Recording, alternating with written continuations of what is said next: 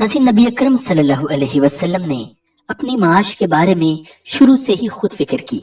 आप बचपन में अहले मक्का की बकरियां उजरत पर चराते थे।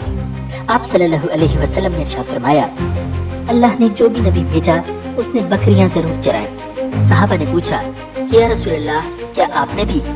आपने जवाब दिया कि हाँ, मैं भी मक्का वालों की बकरियां करारीब पर चराता था। नाज़रीन, इसी तरह एक बार नबी अकरम सल्लल्लाहु अलैहि वसल्लम सहाबा कराम के साथ जंगल तशरीफ ले गए। सहाबा बेरियां तोड़ तोड़ कर खाने लगे तो आप सल्लल्लाहु अलैहि वसल्लम ने इरशाद फरमाया, जो खूब स्याह हो वो खाओ, वो ज्यादा मजे की होती है। ये मेरा उस जमाने का तजुर्बा है जब मैं बचपन में यहाँ बकरियां चराया करता था। नाज़रीन, नौजवानी में आप सल्लल्लाहु अलैहि वसल्लम ने अपना खानदानी पेशा तिजारत इख्तियार कर लिया। आप सल्लल्लाहु अलैहि वसल्लम के वालिद हज़रत अब्दुल्लाह रज़ियल्लाहु ताला अन्हु भी ताजिर थे। उनका जब इंतकाल हुआ तब भी वो कुरैश के एक काफिले के साथ तिजारत के लिए मुल्क शाम गए हुए थे, मगर दौरान सफर बीमार हो गए। वापसी पर एक काफिला मदीना मुनव्वरा के पास से गुजरा तो हज़रत सय्यदना अब्दुल्लाह रज़ियल्लाहु ताला अन्हु बीमार होने की वजह से मदीना ही में ठहर गए और वहीं 25 साल की उम्र में आपका इंतकाल हुआ। नाज़रीन, इसी तरह आपके चाचा हज़रत अबू तालिब भी ताजिर थे और तिजारत के लिए दूर दराज के सफर इख्तियार किया करते थे। एक मरतबा हज़रत अबू तालिब ने तिजारत की गरज से शाम जाने का इरादा किया। आप सल्लल्लाहु अलैहि वसल्लम ने भी साथ जाने का शौक जाहिर फरमाया। बाज़ रिवायात में आता है कि आपने जाने के लिए खास तौर पर फरमाइश की। हज़रत अबू तालिब ने आपका शौक देखकर कहा, अल्लाह की कसम, मैं इसे जरूर साथ ले जाऊंगा। नहीं कभी मुझसे जुदा हो सकता है, ना मैं इसे कभी अपने से जुदा कर सकता हूँ। नाज़रीन, उस वक्त आप सल्लल्लाहु अलैहि वसल्लम की उम्र मुबारक 9 साल थी। आखिर अबू तालिब आपको साथ लेकर रवाना हुए, आपको अपनी ऊँटनी पर बिठाया। रस्ते में ईसाइयों की एक इबादतगाह के पास ठहरे। खानकाह के राहिब ने नबी अकरम सल्लल्लाहु अलैहि वसल्लम को देखा तो चौंक उठा। उसने अबू तालिब से पूछा, ये लड़का तुम्हारा कौन है? उन्होंने जवाब दिया, ये मेरा बेटा है। ये सुनकर राहिब ने कहा, ये तुम्हारा बेटा नहीं हो सकता। ये सुनकर अबू तालिब बहुत हैरान हुए। वो बोले, क्या मतलब, ये क्यों मेरा बेटा नहीं हो सकता भला? उसने कहा, ये मुमकिन ही नहीं, इस लड़के का बाप जिंदा हो, ये नबी है। नाज़रीन, इसका मतलब ये था कि इनमें जो निशानियां हैं वो दुनिया के आखिरी नबी की हैं और उनकी एक अलामत ये है कि वो यतीम होंगे। उनके बाप का इंतकाल उसी जमाने में हो जाएगा जबकि वो अभी पैदा होने वाले होंगे। इस लड़के में आने वाले नबी की तमाम अलामात मौजूद हैं। इनकी एक निशानी ये है कि बचपन में इनकी वालिदा का भी इंतकाल हो जाएगा। अब अबू तालिब ने उस राहिब से पूछा, नबी क्या होता है? राहिब ने कहा, नबी वो होता है जिसके पास आसमान से खबरें आती हैं और फिर वो जमीन वालों को उनकी इत्तला देता है। तुम यहूदियों से इस लड़के की हिफाजत करना। नाज़रीन, इसके बाद अबू तालिब वहाँ से आगे रवाना हुए। रास्ते में एक और राहिब के पास ठहरे। ये भी एक खानकाह का आबिद था। इसकी नजर भी नबी अकरम सल्लल्लाहु अलैहि वसल्लम पर पड़ी तो यही पूछा, ये लड़का तुम्हारा क्या लगता है? अबू तालिब ने इससे भी यही कहा कि मेरा बेटा है। राहिब ने सुनकर बोला, ये तुम्हारा बेटा नहीं हो सकता, इसका बाप जिंदा हो ही नहीं सकता। अबू तालिब ने पूछा, वो क्यों? राहिब ने जवाब दिया, इसलिए कि इसका चेहरा नबी का चेहरा है, इसकी आंखें एक नबी की आंखें हैं, यानी इस नबी जैसी जो आखिरी उम्मत के लिए भेजे जाने वाले हैं। इनकी अलामात पुरानी आसमानी किताबों में मौजूद है।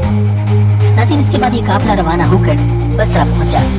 यहाँ बुहेरा नामी एक राहिब अपनी खानकाह में रहता था। उसका असल नाम जरजीस था। बुहेरा उसका लक़ब था। वो बहुत जबरदस्त आलिम था। कुरैश के लोग अक्सर बुहेरा के पास से गुजरा करते थे, मगर उसने कभी उनसे कोई बात नहीं की थी। मगर इस बार उसने काफिले में आपको देख लिया तो पूरे काफिले के लिए खाना तैयार करवाया। बुहेरा ने यह मंजर भी देखा था कि नबी अकरम सल्लल्लाहु अलैहि वसल्लम पर एक बदली साया किए हुए थी। जब ये काफिला एक दरख्त के नीचे आकर ठहरा तो उसने बदली की तरफ देखा। वो अब उस दरख्त पर साया डाल रही थी और उस दरख्त की शाखें इस तरफ झुक गई थी जिधर नबी अकरम सल्लल्लाहु अलैहि वसल्लम मौजूद थे। उसने देखा बहुत सी शाखों ने आपके ऊपर झमकट्टा सा कर लिया था। बुहेरा ने यह मंजर साफ देखा था। आपकी ये निशानी देखकर उसने काफिले वालों को पैगाम भिजवाया, मैं कुरैशियों, मैंने आप लोगों के लिए खाना तैयार करवाया है। मेरी ख्वाहिश है कि आप तमाम लोग खाना खाने आएं, यानी बच्चे, बूढ़े और गुलाम सब आएं। बुहेरा का ये पैगाम सुनकर काफिले में से एक ने कहा, मैं बुहेरा, آج تو آپ نیا کام کر رہے ہیں، ہم تو اکثر اس راستے سے گزرتے ہیں، آپ نے کبھی دعوت کا انتظام نہیں کیا، پھر آج کیا بات ہے؟ بحیرہ نے انہیں صرف اتنا جواب دیا، تم نے ٹھیک کہا، لیکن بس آپ لوگ مہمان ہیں اور مہمان کا اکرام کرنا بہت اچھی بات ہے۔ اس طرح تمام لوگ بحیرہ کے پاس پہنچ گئے، لیکن اللہ کے رسول نبی اکرم صلی اللہ علیہ وسلم ان کے ساتھ نہیں تھے، انہیں پڑاؤ ہی میں چھوڑ دیا گیا تھا۔ ناظرین، آپ کو قافلے کے ساتھ اس لیے نہیں لے جایا گیا تھا کہ آپ کم عمر تھے، آپ وہیں درخت کے نیچے بیٹھ گئے۔ ادھر بحیرہ نے لوگوں کو دیکھا اور ان میں سے کسی میں اسے وہ صرف نظر نہ آئی جو آخری نبی کے بارے میں اسے معلوم تھی، نہ ان میں سے کسی پر وہ پتلی نظر آئی، بلکہ اس نے عجیب بات دیکھی کہ وہ بدلی وہیں پڑاؤ کی جگہ پر ہی رہ گئی تھی۔ اس کا صاف مطلب یہ تھا کہ بدلی وہی ہے جہاں اللہ کے رسول ہیں۔ تب اس نے کہا، اے قریش کے لوگوں، میری دعوت سے آپ میں سے کوئی بھی پیچھے نہیں رہنا چاہیے۔ اس پر قریش نے کہا، اے بحیرہ، جن لوگوں کو آپ کی دعوت میں لانا ضروری تھا ان میں سے تو کوئی نہیں رہا، ہاں ایک لڑکا رہ گیا ہے جو سب سے کم عمر ہے۔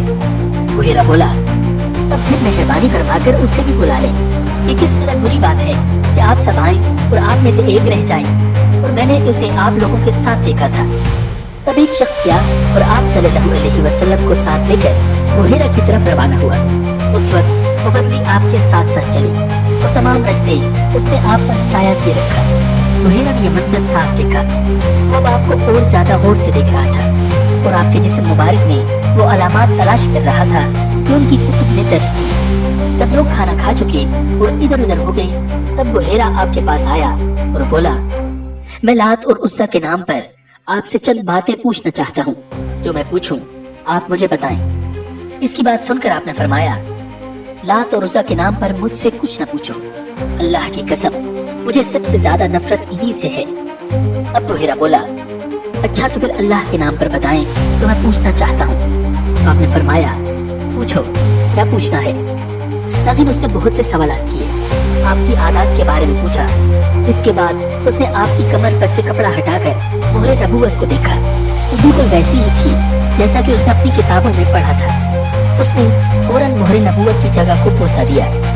قریش کے لوگ یہ سب دیکھ رہے تھے اور حیران ہو رہے تھے، آخر لوگ کہیں بغیر نہ رہ سکے۔ یہ راہب محمد میں بہت دلچسپی لے رہا ہے، شاید اس کے نزدیک ان کا مرتبہ بہت بلند ہے۔ ادھر نبی اکرم صلی اللہ علیہ وسلم سے بات چیت کرنے کے بعد بحیرہ ابو طالب کی طرف آیا اور بولا، یہ لڑکا تمہارا کیا لگتا ہے؟ ابو طالب نے کہا، یہ میرا بیٹا ہے۔ اس پر بحیرہ نے کہا، نہیں، یہ تمہارا بیٹا نہیں ہو سکتا، یہ نہیں ہو سکتا، اس کا باپ زندہ ہو۔ ابو طالب کو یہ سن کر حیرت ہوئی، پھر انہوں نے کہا، دراصل یہ میرے بھائی کا بیٹا ہے، ان کا باپ کہاں ہے؟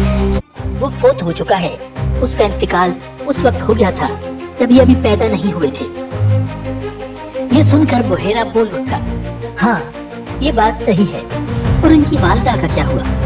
ان کا بھی ابھی تھوڑے ہی عرصہ پہلے انتقال ہوا ہے۔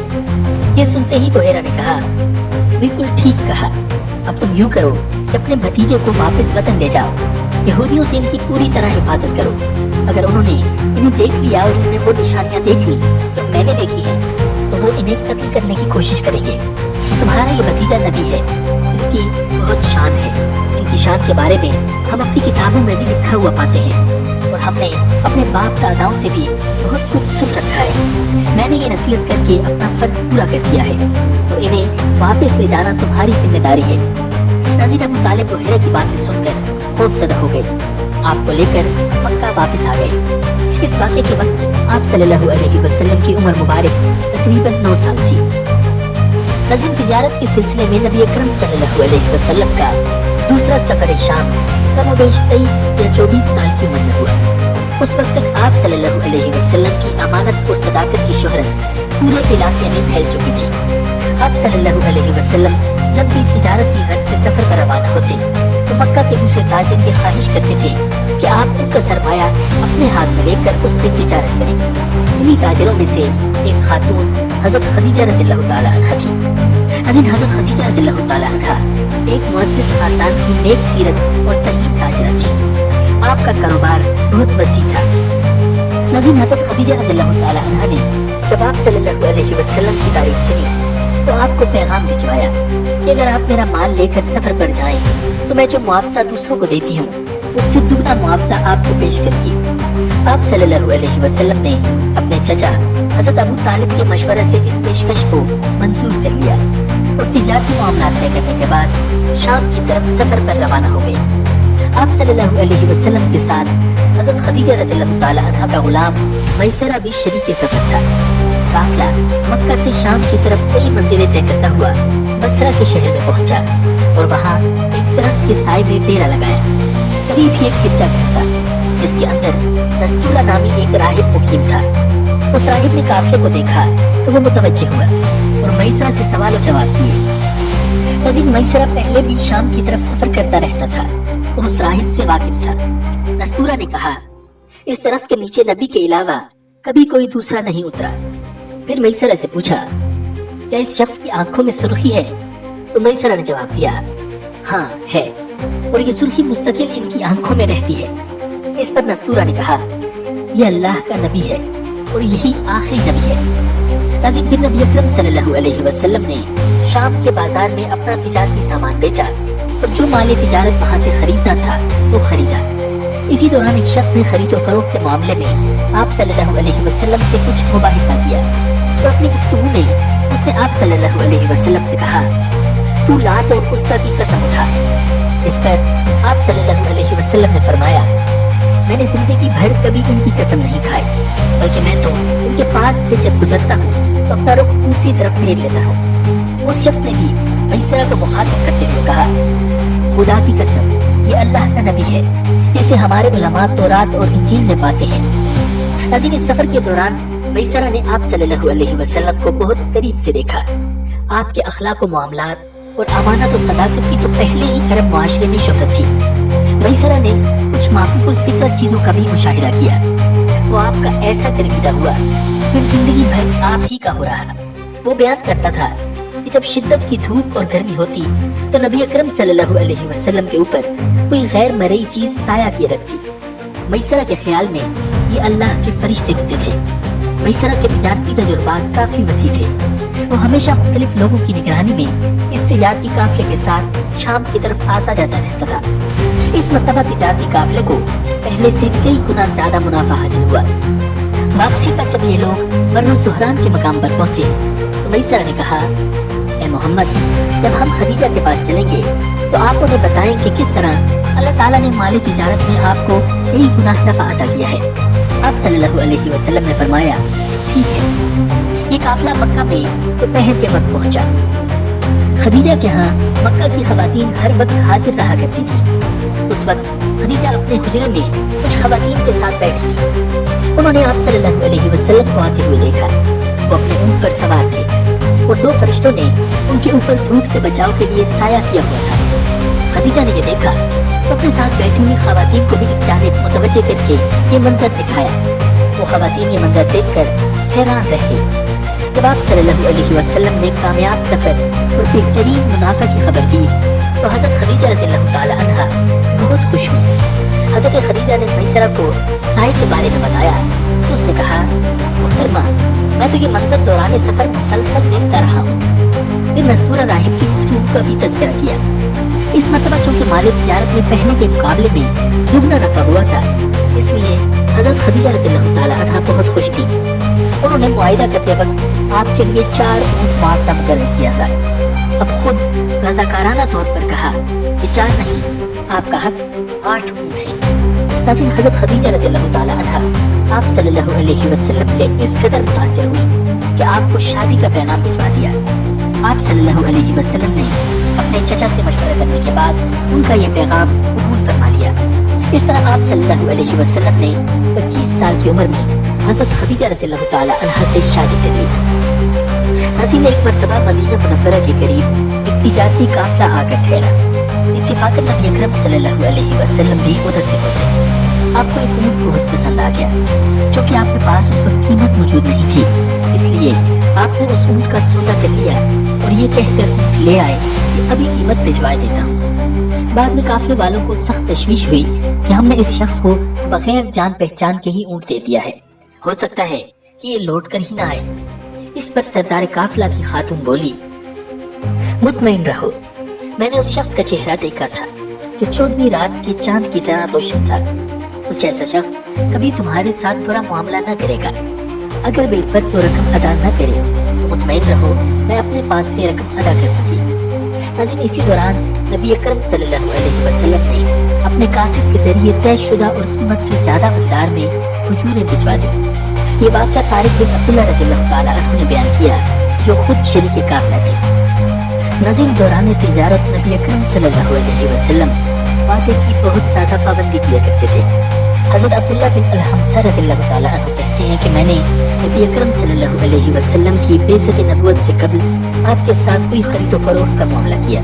इसमें मेरे ज़िम्मे कुछ बकाया रह गया, तो मैंने अर्ज किया कि मैं घर से लाकर आपको इसी जगह देता हूँ। मैं चला गया और घर जाकर भूल गया। फिर मुझे 3 दिन के बाद याद आया तो मैं आया। आकर क्या देखा कि आप सल्लल्लाहु अलैहि वसल्लम उसी जगह खड़े हैं। मैं जब आया तो आपने मुझे सिर्फ इतना फरमाया, ऐ नौजवान, तूने तो मुझे तंगी में डाल दिया। मैं 3 दिन से इस जगह तुम्हारा इंतजार कर रहा हूँ। नज़ीर, नबी अकरम सल्लल्लाहु अलैहि वसल्लम दौरान तिजारत किसी भी किस्म की धोखाबाजी को सख्त नापसंद किया करते थे। एक मर्तबा आप सल्लल्लाहु अलैहि वसल्लम एक गंदम के ढेर के पास से गुजरे। उसमें हाथ डालकर देखा तो आपकी उंगलियां नम आलूद हो गईं। फरमाया, ऐ गंदम के मालिक, ये क्या बात है? अर्ज की, या रसूलल्लाह सल्लल्लाहु अलैहि वसल्लम, गंदम बारिश से भीग गई थी। ये सुनकर आपने फरमाया, तो तूने इस गीली गंदम को ढेर के ऊपर क्यों न रखा ताकि खरीदने वाले उसको देख सकते? याद रख, जिसने धोखा फरेब से काम लिया उसका मुझसे कोई वास्ता नहीं। नाज़रीन, हज़रत सैयदना अब्दुल्ला बिन साइब रज़ियल्लाहु ताला अन्हु फरमाते हैं कि मैं ज़माने जाहिलियत में नबी अकरम सल्लल्लाहु अलैहि वसल्लम का शरीक तिजारत था। मैं जब मदीना मुनव्वरा हाजिर हुआ तो आप सल्लल्लाहु अलैहि वसल्लम ने फरमाया, मुझे पहचानते हो? मैंने अर्ज की, क्यों नहीं, आप सल्लल्लाहु अलैहि वसल्लम तो मेरे बहुत अच्छे शरीक तिजारत थे, न किसी बात को टालते और न किसी पर झगड़ा करते थे।